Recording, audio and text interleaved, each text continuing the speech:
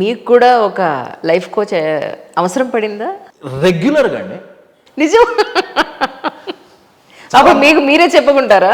డెఫినెట్గా అండి. ఇప్పుడు అంటే నేను పడిపోనా? ఉంటారుగా, డెఫినెట్ గా ఉంటుంది. నేను పడిపోకుండా ఉంటానా? డెఫినెట్ గా ఉంటుంది. ఇమోషనల్ గా నేను డిస్టర్బ్ అవ్వనా? డెఫినెట్ గా. నేనేమంటున్నా అంటే అందుకే నేను 90 సెకండ్ రూల్ అని ఇందాక ఏం చెప్పాను అంటే కషోప్ నీకు కోపం రాదా? నేను మనిషినండి. నేను రోజు నాకు యాక్రోఫోబియా ఒకప్పుడు ఉండేది, fear of heights. Okay. Fear కూడా కాదు, ఫియర్కి 10 రెట్లు ఫోబియా కదా. ఫియర్కి 10 రెట్లు ఫోబియా. ఒక 6 అడుగుల ఎత్తు నుంచి కిందకు చూస్తే నేను తట్టుకోలేకపోయేవాడు. నాకు కళ్ళు తిరిగి పానిక్ అటాక్స్ వచ్చాయి.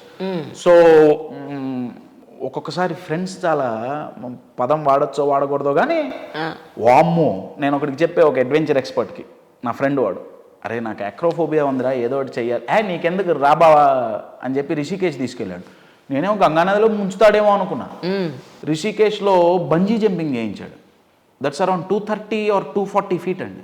ఓ my god, oh my god. 6 అడుగులకే ఎండాకాలంలో వర్షం పడుతుంది ప్యాంట్లో. ఇంకా బంగీ జంప్ చేస్తే ఇంకేమన్నా. అయితే నేను ఎగ్జాంపుల్ ఎందుకు చెప్తున్నా అంటే వాళ్ళు తాళ్ళన్నీ కట్టారు. న్యూజిలాండ్ ట్రైనర్స్ ఉండేవాళ్ళు బంజీ జంపింగ్, యూజువల్గా దే ఆర్ వెరీ గుడ్. నాకు కొంచెం భయంగా ఉంది. కొంచెం కాదు, బాగానే భయంగా ఉంది. కొంచెం కాదు, రేంజ్ లో భయంగా ఉంది. నాకు అప్పట్లో ఈ సైన్స్ తెలియదండి. నాకు జెంట్ వీల్ ఎక్కితేనే భయం. అని ఒక 45 minutes మాక్సిమం 1 hour లో తీసేయచ్చు. దేర్ ఆర్ టెక్నిక్స్, అంటే ఎక్స్పోజ్ చేయకుండా. రైట్. చాలా మంది ఏమనుకుంటారంటే దేనికైతే ఫోబియా ఉంటుందో దానికి ఎక్స్పోజ్ చేయంగా తగ్గుతున్న నాన్ సెన్స్. ఎక్స్పోజ్ చేయకుండా తగ్గేచ్చు విదిన్ 45 minutes to 1 hour. నాకు అప్పట్లో టెక్నిక్స్ తెలియదు. So I went for exposure, చూద్దాం తెలుసుకుందాం అని. అయితే నేను భయపడుతున్నప్పుడు వణికిపోతున్నా. న్యూజిలాండ్ ట్రైనర్ వచ్చి నా నేమ్ కార్డ్ చూసి, hi Kashyap, hello sir, are you scared, భయపడుతున్నావా? తెలియట్లా.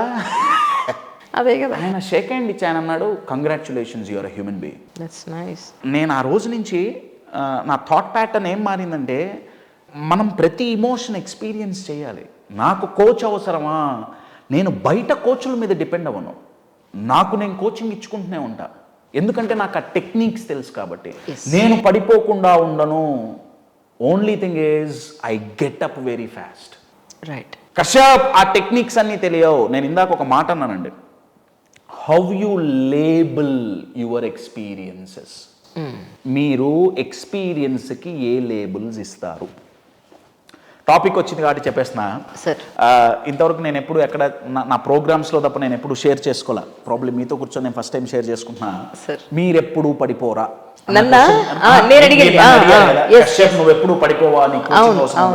నా లైఫ్లో గత 12 ఏళ్లలో కొన్ని వేల లక్షల మందికి నేను కోచింగ్ ఇచ్చాను.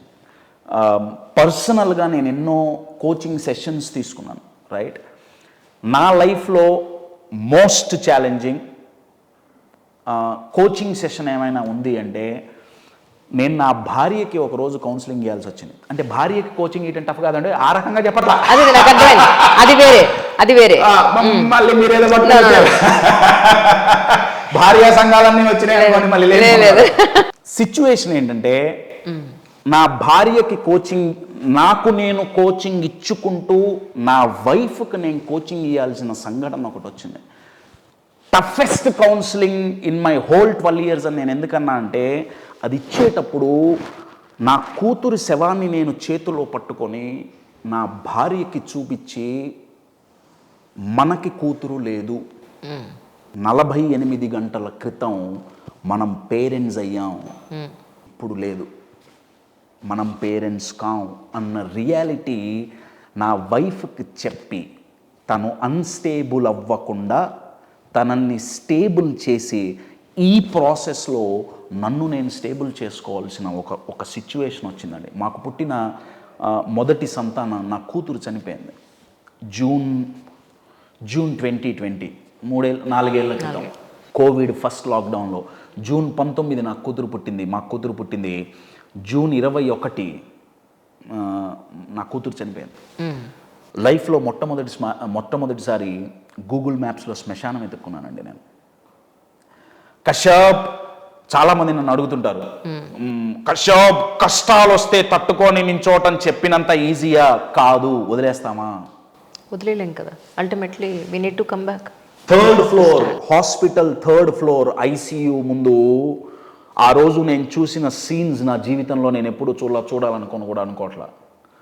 Paediatrician, surgeons and all those paramedical staff, నేను వెళ్ళి అడిగితే ఏమైంది అని అడిగితే వాళ్ళు అన్నారు, వీఆర్ సారీ, మీ పాప చనిపోయింది.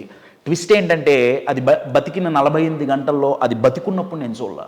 అరే, నా కూతుర్ని నేను ఫస్ట్ టైం ముట్టుకుంది, ఎత్తుకుంది దాని శవాన్ని. అక్కడ సిచ్యువేషన్ ఒకసారి అర్థం చేసుకోండి. థర్డ్ ఫ్లోర్ ఐసీయూ ముందు నా కూతురు డెడ్ బాడీ నాకు హ్యాండ్ ఓవర్ చేస్తే, థర్డ్ ఫ్లోర్ నుంచి మెట్లు దిగి సెకండ్ ఫ్లోర్లోకి వెళ్ళి నా వైఫ్ సెకండ్ ఫ్లోర్లో రూమ్లో ఉంటే తనకి చూపించి ఇది మనం యాక్సెప్ట్ చెయ్యాల్సిందే అంటే, నాకున్న హార్డ్లీ టైం ఎంతయ్యా అంటే 3వ ఫ్లోర్ నుంచి 4వ ఫ్లోర్కి 10-15 మెట్లు దిగేంత టైమే, అంతకంటే ఎక్కువ టైం లేదు నాకు. ఆ టైంలో నన్ను నేను స్టేబుల్ చేసుకొని నా వైఫ్ని స్టేబుల్ చేయగలగాలి. పాసిబుల్ అండి. టెక్నిక్, ప్రాసెస్ తెలిస్తే, సైన్స్ తెలిస్తే. సో మీరు అడిగిన క్వశ్చన్కి ఆన్సర్, కశ్యప్ నువ్వు పడిపోవా, నేను పడిపోతా, కానీ నేను లేస్తా. నేను అన్నానే లేబులింగ్. చాలామంది నేను ఇన్సిడెంట్ చెప్పినప్పుడు, Kashyap that's the worst situation. నా లైఫ్లో నా కూతురు చనిపోవటం వర్స్ట్ డే కాదండి, నా లైఫ్లో బెస్ట్ డే అది. నేను ఇది సరదాగా చెప్పట్లా.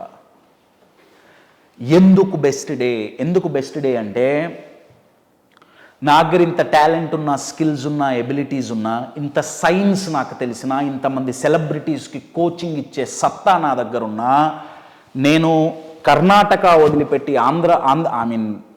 తెలుగు రాష్ట్రాల్లోకి వచ్చినప్పుడు, హైదరాబాద్ వచ్చినప్పుడు నేను ఒకనున్నాను ఎవరికి తెలీదు. సేల్స్ అండ్ మార్కెటింగ్ నేను ఎప్పుడు చేసుకోలేదు కాబట్టి నేను ఎక్కువ డబ్బులు సంపాదించలా.